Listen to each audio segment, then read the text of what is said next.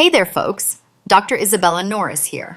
For more than 15 years now, I've been sitting across the desk from patients in my clinic, mostly fellas in their 60s, 70s, even 80s, all asking me the same kind of question. Doc, is there anything I can eat at night that won't wreck my blood sugar by morning? And honestly, for a long time, even I bought into the old line that fruit was off the table after sundown. But the science has shifted, gentlemen, and what I'm about to share with you tonight is going to change the way you think about that bedtime snack. Now, let me say this right up front, because I know a lot of you have been told for years to only eat fruit before noon. I hear that question all the time. Doc, my last doctor told me fruit only in the morning. Now you're telling me to eat it at night? Which is it? Here's the truth, and I want you to hear me out. Both can be right, depending on which fruit and how much. The old advice came from a time when we lumped all fruit together, treating a banana the same as a handful of berries. We know better now. Some fruits, eaten in the right portion at the right time, actually help your body keep blood sugar steady through the overnight hours. So stick with me and I'll walk you through exactly which ones and how to use them. Have you ever wondered if a small sweet snack could actually help stabilize your blood sugar while you're sound asleep? Sounds almost too good to be true, doesn't it? Most people figure all fruit is forbidden because of the natural sugars, especially if they're dealing with diabetes or prediabetes. But here's the surprising truth, gentlemen. Some fruits can absolutely work in your favor and support healthy glucose control, even while you're catching your 40 winks. In this guide tonight, I'm going to walk you through 10 everyday fruits that can help you balance blood sugar and improve your overall health. We'll also cover the most common mistakes I see folks make when eating fruit, especially those of you who need to keep an eye on glucose. By the end, you'll know exactly how to work fruit into your evening routine, which parts of the fruit are most beneficial, and how to enjoy that natural sweetness without sabotaging your numbers in the morning. Before we dive in, let me get something straight. Fruit is not your enemy. Yes, fruit contains natural sugars like fructose, but many varieties are also packed with fiber, antioxidants, and vitamins that actually help control how fast that sugar hits your bloodstream. Think of a piece of whole fruit like a complete package. Sure, the sugar's in there, but it's wrapped up in fiber. That fiber slows down the absorption of sugar, so you don't get those nasty spikes you'd get from a candy bar or a soda. In other words, pick the right fruit, eat it in moderation, and you've got a great way to satisfy your sweet tooth while taking care of your metabolic health. Here's a tip I give every single patient who walks into my office. Pair your fruit with a little protein or healthy fat. A small handful of almonds, a spoonful of plain Greek yogurt, even a tablespoon of natural peanut butter. That extra protein and fat acts like speed bumps, slowing down how fast that sugar gets absorbed. Your body will thank you for it. Now let's talk about why nighttime matters so much, especially for you fellas. While you're sleeping, your body shifts into repair mode. Hormones get rebalanced, energy stores get topped off, and your liver actually produces glucose on its own, which is why so many of you wake up with high morning numbers, even though you didn't eat a thing after dinner. Eating a small portion of the right fruit before bed can give your body a steady, slow-burning fuel that keeps glucose levels even through the night. Picture yourself settling into your favorite recliner with a small bowl of sliced fruit. It tastes sweet and satisfying, but quietly it's doing the work of keeping your sugar levels stable while you sleep. That's the promise of choosing fruits rich in fiber, antioxidants, and vitamins that support metabolic balance. All right, let's get to the good stuff. Here are the 10 fruits I recommend most often to my patients, and I'll tell you exactly what makes each one special and how to enjoy them. First up, the pear. Now I know pears might seem boring to some of you, but don't sleep on them. Pears are loaded with fiber and natural sugars that get absorbed slowly. That gentle release prevents the sharp spikes and crashes in your glucose. Pears are also great for heart health because they contain antioxidants and fiber that help maintain healthy blood pressure and cholesterol levels. Here's a pro tip from yours truly. Don't peel it. Most of the fiber and antioxidants in a pear are right there in the skin. Wash it well and eat it whole. Slice one up as an evening snack, or toss it into a simple spinach salad with walnuts and a light vinaigrette. Second, the kiwi. Kiwis might be small, but they pack a serious punch when it comes to glucose control. They're loaded with fiber and antioxidants that slow carb absorption. Think of a kiwi like a traffic cop telling your body to process sugar at a steady, controlled pace. Kiwis are also known for their anti-inflammatory properties, and reduced inflammation often goes hand in hand with better metabolic function. Here's something most folks don't know.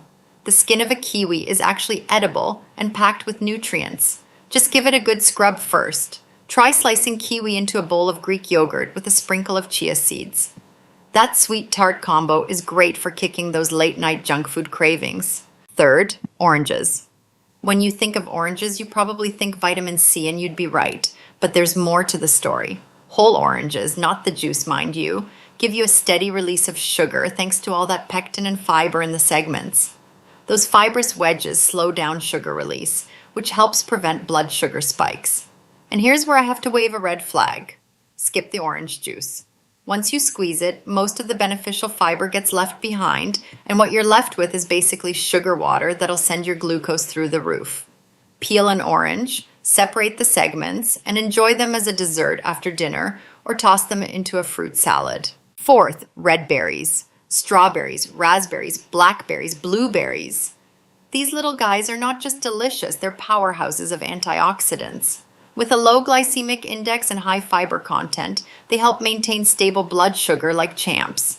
The main benefit here is that these berries are rich in anthocyanins, compounds that are believed to improve insulin sensitivity. A handful of mixed berries added to oatmeal or a small serving of plain yogurt makes for a guilt-free sweet treat. Here's what I do at my house. Keep a bag of frozen mixed berries in the freezer. When you want a quick smoothie, blend them with a handful of spinach, unsweetened almond milk, and a tablespoon of nut butter. The fat from the nut butter slows down sugar absorption beautifully. Fifth, cherries. Cherries contain a high concentration of antioxidants like quercetin, which can help your body use insulin more effectively. They're also rich in fiber that slows carb absorption. The fiber acts like a brake pedal, slowing the release of glucose into your bloodstream. Fresh cherries can be turned into a light dessert. Mix them with a tablespoon of unsweetened whipped cream, or just enjoy them straight by the handful. Try adding cherries to a breakfast parfait with yogurt and whole grain cereal, or enjoy them on their own as a refreshing evening snack. Sixth, the apple. Now we're talking about an American classic, fellas. There's a reason we say an apple a day keeps the doctor away. Apples are rich in pectin, a soluble fiber that not only regulates sugar absorption, but also keeps you feeling full longer.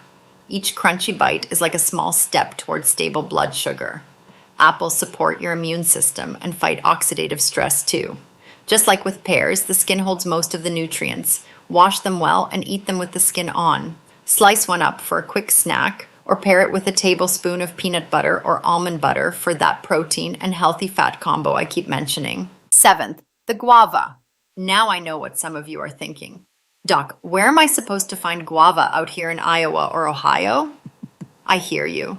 Guava might seem exotic, but you can find it frozen at most grocery stores these days, especially at places like Whole Foods, Trader Joe's, or your local international market. If you can get your hands on it, the fiber content is fantastic for slowing sugar absorption. Guava is also loaded with vitamin C. And here's a little known trick. Guava leaves can be brewed into a tea, and a warm cup before bed can give your body a gentle nudge in the right direction overnight. If guava just isn't realistic for you, swap it out for a Granny Smith apple, which has very similar benefits and you can find at any corner store. Eighth, don't forget about the skin. I touched on this with apples and pears, but it deserves its own moment. Fruit skins often get tossed in the trash, but they're packed with fiber, antioxidants, and vitamins that improve glycemic control. The fiber in the skin slows sugar absorption, providing a smoother transition of glucose into your bloodstream. Just make sure you wash your fruit thoroughly if you plan to eat the skin, especially if it's not organic. Apples, pears, and even kiwis have skins worth keeping on. Ninth, dried fruit. Handle with care, gentlemen. Dried fruits like raisins, dates, and apricots might seem convenient and healthy, but they have highly concentrated sugar because the water has been removed during processing. A small handful can pack a serious sugar load. That said, in moderation, dried fruits still contain valuable fiber and nutrients. My pro tip is to mix a small portion of dried fruit with protein or fiber to blunt the sugar spike. Sprinkle a few raisins on your oatmeal or toss them into a salad full of veggies. Keep portions small, especially if you're keeping a close eye on your glucose. 10th, fruits that need moderation. Not all fruits are created equal when it comes to sugar content. Mangoes, bananas, and pineapples are absolutely delicious, no question about it. But if you go overboard, they can cause more noticeable spikes in your glucose. They're still nutritious because they contain vitamins and digestive enzymes, but enjoy them in small portions, maybe paired with a handful of nuts or a tablespoon of chia seeds for extra fiber. Think of them as a side dish, not the main event. A few chunks of pineapple after a meal or half a banana in a smoothie is plenty. Now let's talk about variety. The best approach to eating fruit is to mix it up. Different fruits offer different nutrients. Berries give you powerful antioxidants. Citrus fruits offer immune-boosting vitamin C. Yellow and orange fruits, like papaya or mango, contain beta-carotene for skin and vision. When you vary your fruit intake, you're giving your body a wide spectrum of vitamins, minerals, and protective compounds. Think of each fruit as a color in a nutritional rainbow. The more colors you eat, the more benefits you get. Now, I promised you the common mistakes folks make, and I want to spend some real time here because honestly, this is where I see most of my patients tripping themselves up. Even if you pick the right fruits, these little slip-ups can undo all your good work. Mistake number 1, choosing juice over whole fruit. When we squeeze a fruit, we lose the fiber, which is the very element that slows sugar absorption. As a result, your body absorbs the sugar much faster, which raises the risk of a spike. Always go with whole fruit when you can, or at the very least, leave the pulp in if you're juicing at home. Mistake number 2, going overboard on portions. Yes, fruit is natural and healthy, but portion control still matters. A giant bowl of fruit salad can overload you with fructose. Too much sugar, even the natural kind, can overwhelm your system, especially if you have insulin resistance. Measure your portions.